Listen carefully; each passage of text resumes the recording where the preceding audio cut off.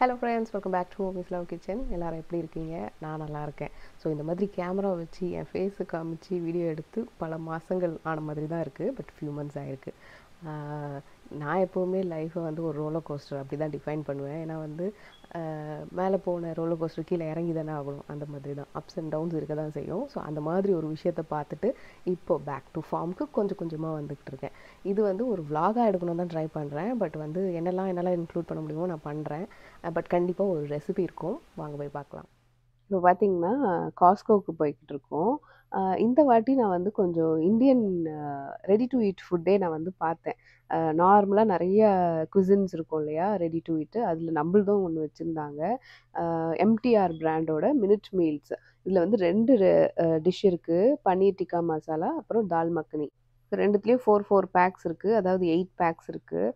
Bachelors இல்லை வந்து ஸ்டூடெண்ட்ஸ்க்குலாம் வந்து கண்டிப்பாக ரொம்பவே யூஸ்ஃபுல்லாக இருக்கும். நம்ம எம்டிஆருமே வந்து நல்லா தெரிஞ்ச ஒரு பிராண்டு தான்.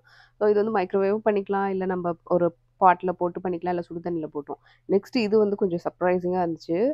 கசானா பிராண்டோட பிரியாணி கிட்.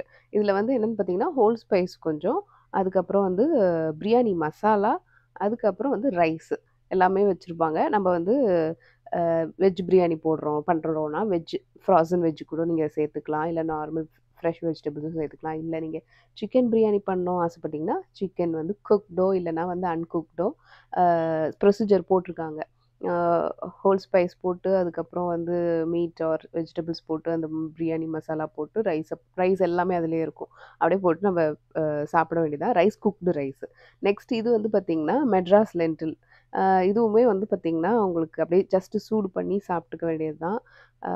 நிறைய பேருக்கு யூஸ்ஃபுல்லாக இருக்கும் அப்படின்னு நினைக்கிறேன். நெக்ஸ்ட் வந்து இது ஃப்ரோசன் செக்ஷனில் இருந்துச்சு. காட்டி ரோல் இருக்கும் இல்லையா அது. அதுக்கப்புறம் யாரும் என்கிட்ட கேட்டிருந்தீங்க இந்த டோஃபு எங்கே வாங்குனீங்க அப்படின்ட்டு. காஸ்கோவில் இந்த பாக்ஸில் வந்து 4 பேக் இருக்கும். அதை எடுத்து யூஸ் பண்ணிக்கோங்க, நல்லாயிருக்கும். நெக்ஸ்ட் இப்போ நம்ம ஒரு ரெசிபி பார்க்கலாமா? நம்ம வந்து பாவ் பாஜி பார்த்துருக்கோம். இது வந்து சோலே பாவ். அதுக்கு வந்து நம்ம ஃபஸ்ட்டு சோலே பவுடர் ரெடி பண்ணோம். தனியா 1 டேபிள் ஸ்பூன், 1 டீஸ்பூன் ஜீரகம், 1/2 டீஸ்பூன் சோம்பு, 1/4 டீஸ்பூன் மிளகு, 1/4 teaspoon black salt, 1/4 teaspoon amchur powder, ஒரு 1/2 டீஸ்பூன் கசூரி மேத்தி, ஒரு 1/4 டீஸ்பூன் ஓமம். அதுக்கப்புறம் பட்டை, கிராம்பு, ஏலக்காய். கிராம்பு வந்து ஒரு 4 போதும். பச்சை ஏலக்காய் 2, கருப்பு ஏலக்காய் 1 சின்னது, அப்புறம் காஞ்ச மிளகாய் 3, அப்புறம் காஷ்மீரி மிளகாய் இருக்குல்ல அது 1, ஒரு பிரியாணி லீஃப். இப்போ நம்ம வந்து சில ஐட்டத்தெல்லாம் வந்து நம்ம லைட்டாக ரோஸ்ட் பண்ணிவிட்டு நம்மளோட சோலே மசாலா ரெடி பண்ணிக்கலாம். இப்போ நம்ம ஃபஸ்ட்டு ஒரு பேனில் எடுத்து வச்சுருக்கிற தனியா போட்டு ஃபஸ்ட்டு நல்லா வறுத்துப்போம். இந்த சோலை மசாலாலாம் வந்து நம்மளுக்கு கடையிலேயே ஈஸியாக கிடைக்க தான் செய்யும். பட் நீங்கள் வீட்டில் செஞ்சு பாருங்கள். உங்களுக்கு வந்து அதில் எந்த விதமான ப்ரிசர்வேட்டிவ்ஸ் கிடையாது. தேவையில்லாத பொருளை நம்ம ப்ரிசர்வேட்டிவ் சேர்த்து சாப்பிட வேண்டிய அவசியம் கிடையாது. ஏன்னா இது நம்ம வீட்டிலேயே தாராளமாக செஞ்சுக்கலாம். ஸோ அதனால் வீட்டில் ஒரு வாட்டி செஞ்சு வச்சுடுங்க. கண்டிப்பாக அது நிறைய நாளைக்கே வரும் உங்களுக்கு. இப்போ நம்ம சீரகம், மிளகு, அப்புறம் காஞ்ச மிளகாய் நீங்கள் கூட வேணும்னாலும் சேர்த்துக்கலாம். அப்புறம் பிரியாணி இலை, பட்டை, கிராம்பு, கருப்பு ஏலக்காய்,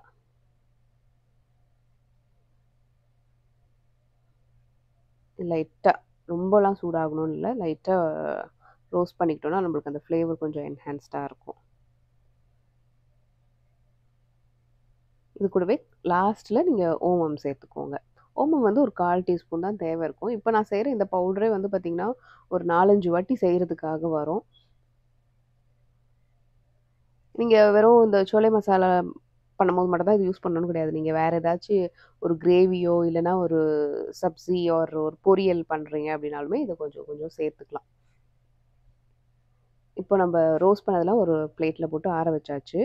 நெக்ஸ்ட்டு நம்ம இது எல்லாத்தையும் ஒரு மிக்ஸி ஜாரில் போட்டு அரைச்சிடலாம். ஸோ நம்ம அந்த black salt, amchur powder and kasuri methi இருக்குல்லையா, அதை நம்ம சூடு பண்ண தேவை கிடையாது. இப்போது நம்ம இது கூடயே சேர்த்து எல்லாத்தையும் ஒன்றா நல்லா ஒரு எவ்வளவுக்கு நீங்கள் ஃபைனாக அரைக்க முடியுமோ அந்த அளவுக்கு அரைச்சிக்கோங்க.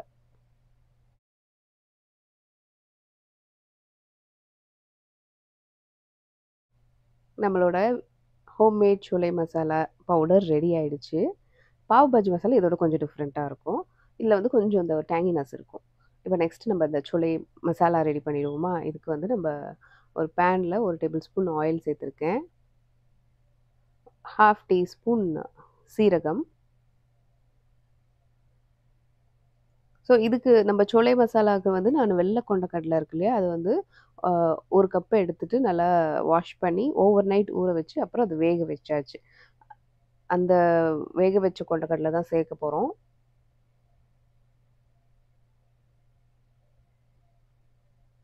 இப்போ ஆனியன் போட்டு நல்லா அது கோல்டன் கலர்ல வரும் இல்லையா, அந்த அளவுக்கு நல்லா வதக்கிப்போம். இப்போ நெக்ஸ்ட் வந்து இந்த சோலை மசாலாவுக்கு வந்து நம்ம தக்காளி வந்து நம்ம பியூரி பண்ணி சேர்க்க போறோம். ஸோ அதனால ஒரு 2 தக்காளிய நம்ம மசாலா அரைச்சோம் இல்லையா, அதே மிக்ஸி ஜார்ல போட்டு முடிஞ்ச அளவுக்கு அது நல்லா ஃபைனாவே அரைச்சுக்கோங்க. ஸோ இந்த சோலை மசாலா வந்து நம்ம வெறும் அம், இன்னைக்கு வந்து பாவ் பன்னோட சேர்த்து சாப்பிட போறோம்.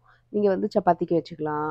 இல்லன்னா வந்து பட்டூரா இருக்கு இல்லையா, பூரி அதுக்கெல்லாமே கூட வச்சுக்கலாம். ஈவன் நீங்க இடியாப்பத்துக்கு கூட நீங்க தொட்டு சாப்பிட்டுக்கலாம். சப்பாத்திக்கு இன்னும் சூப்பராவே இருக்கும். அ இப்போ நம்ம வெங்காயம் நல்லா வதக்கிட்ட பிறகு 1 டீஸ்பூன் அளவுக்கு இஞ்சி பூண்டு பேஸ்ட் சேர்த்துப்போம்.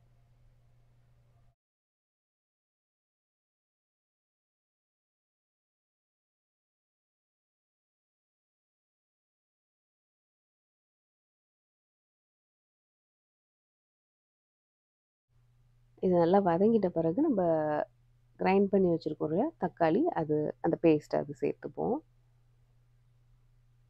இது கொஞ்சம் நல்லா வதங்கணும். இப்போ இது வதங்குறதுக்கு தேவையான அளவு உப்பு சேர்த்துக்கோங்க. நம்ம கடலைய வேக வைக்கும்போதும் நம்ம அதில உப்பு சேர்த்துருக்கோம். அதனால பார்த்து அ செக் பண்ணி நம்ம சேர்த்துக்கலாம்.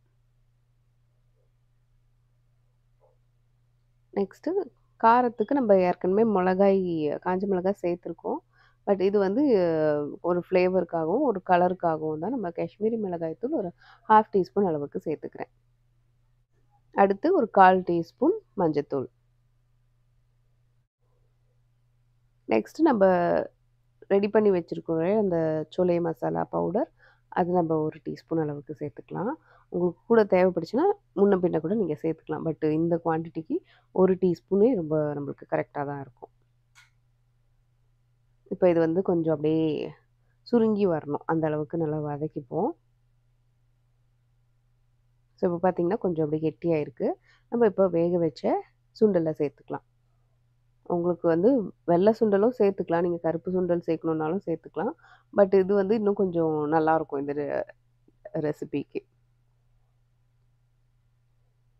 ஸோ இது போட்டு நல்லா மிக்ஸ் பண்ணிட்டு, ஒரு 2 கப் அளவுக்கு தண்ணி ஊத்தி, மூடி போட்டு ஒரு 15 மினிட்ஸ் அப்படியே இத வச்சுடுவோம். அப்படியே இது நல்லா அந்த கிரேவியோட ஒண்ணா சேர்ந்து சாஃப்ட் ஆயிடும்.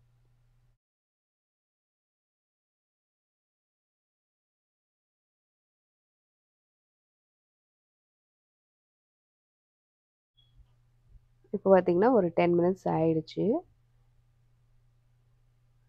இப்போ நம்மளோட சோலை மசாலா ஆல்மோஸ்ட் ரெடி ஆயிடுச்சு. இப்போ இதுக்குள்ள வந்து கொஞ்சம் மேல லெமன் ஜூஸ் போட்டுட்டு, உங்களுக்கு தேவைப்பட்டா கொஞ்சம் பட்டரும் போட்டுக்கலாம். கொத்தமல்லி வேணும்னாலும் நீங்க தூவிக்கலாம். இப்போ நம்ம அந்த பாவ் பன்ஸ் வந்து ஒரு பேன்ல கொஞ்சமா ஆயில் அண்ட் பட்டர் சேர்த்துக்கோங்க. இல்ல வெறும் ஆயில் மட்டும்னாலும் ஆயில் மட்டும் போட்டுக்கோங்க. அ போட்டுட்டு நம்ம வச்சிருக்கிற பாவ் பாஜி மசாலா இல்ல வந்து அ வெறும் லைட்டா ஒரு பிஞ்ச் மிளகாய் தூள் போட்டா கூட ஓகே தான். பாவ் பாஜி மசாலா இருந்துச்சுன்னா, லைட்டா ஒரு ஒரு பிஞ்ச் அப்படியே ஸ்ப்ரிங்கிள் பண்ணிக்கோங்க. இல்லன்னா வெறும் மிளகாய் தூள் இருக்கும்ல, அது ஸ்ப்ரிங்கிள் பண்ணிட்டு நம்ம வச்சிருக்கிற அந்த பாவ் பன்ஸ அத அப்படியே 2 பக்கமும் டோஸ்ட் பண்ணிட்டோம் அப்படின்னா, அந்த பன் கொஞ்சம் சாப்பிடுறதுக்கு சாஃப்ட்டா இருக்கும். நல்லாவும் இருக்கும்.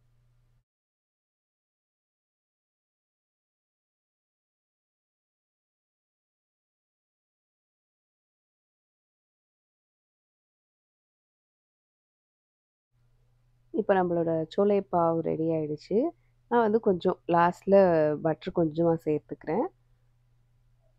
ஸோ, இப்ப நம்ம வந்து இந்த பாவ் பன்னோட சேர்த்து இத சர்வ் பண்ணலாம். நம்ம யூசுவலா வந்து பாவ் பாஜில வந்து இந்த பாஜின்னு ஒண்ணு தனியா பண்ணுவோம்ல, அதுக்கு பதிலா இந்த சோலை மசாலா. ஸோ, இந்த காம்பினேஷனுமே ரொம்பவே நல்லாருக்கும். நீங்களும் கண்டிப்பா ட்ரை பண்ணி பாருங்க.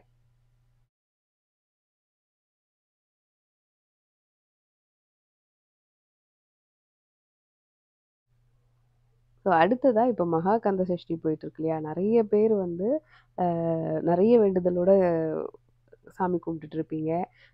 உங்களுக்கும் சேர்த்து நானு எல்லாரோட ஆசைகளும் நிறைவேறணும் அப்படின்னு சொல்லிட்டு, கண்டிப்பா கடவுள்கிட்ட நானும் வேண்டிக்கிறேன்.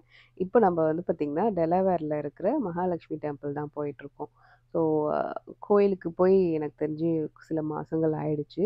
ஸோ கொஞ்சம் கேப் விட்டு இப்போ தான் நாங்க கோயிலுக்கு போகுறோம். ஒரு ஈவினிங் டைம்ல வந்து பார்த்தீங்கன்னா, அதுவும் வந்து முருகருக்கே வந்து ரொம்ப ஸ்பெஷல். தமிழ் கடவுள் இல்லையா? ஸோ அவருக்கு ஸ்பெஷலான ஒரு டேல போனது வந்து எங்களுக்கே ஒரு சர்ப்ரைசிங்கா தான் இருந்துச்சு. ஏன்னா வந்து அங்க முருகருக்கு வந்து சிறப்பு பூஜை பண்ணிட்டுருந்தாங்க. சும்மா சாமிய கும்பிட்டுட்டு வரணுன்றது தான் என்னோட எண்ணமா இருந்துச்சு. பட் நான் அங்கருந்து பூஜையில கலந்துக்கிற மாதிரி இருந்துச்சு. நீங்களும் பாருங்க. உன்முக செய்வமணி சண்முக தெய்வமணி வீரவேல் முருகனுக்கு தங்கவேல் முருகனுக்கு டெலவேர் ஆறுமுகனுக்கு.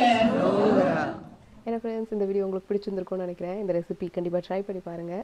ஸோ இந்த வீடியோ பிடிச்சிருந்துச்சுன்னா மறக்காம நம்ம சேனலை லைக் பண்ணி, ஷேர் பண்ணி, சப்ஸ்கிரைப் பண்ணிடுங்க. நான் போடுற எல்லா வீடியோஸும் நீங்கள் பார்க்கணும்னு நினச்சிங்கன்னா அந்த பெல் பட்டனை மறக்காமல் ப்ரெஸ் பண்ணி வச்சுக்கோங்க. மாமிஸ் லவ் கிச்சனை நீங்கள் இன்ஸ்டாலையும் ஃபேஸ்புக்கில் கூட ஃபாலோ பண்ணலாம். இதே மாதிரி நான் இன்னொரு வீடியோவில் உங்களை சந்திக்கிறேன். அது வரைக்கும் நன்றி, வணக்கம்.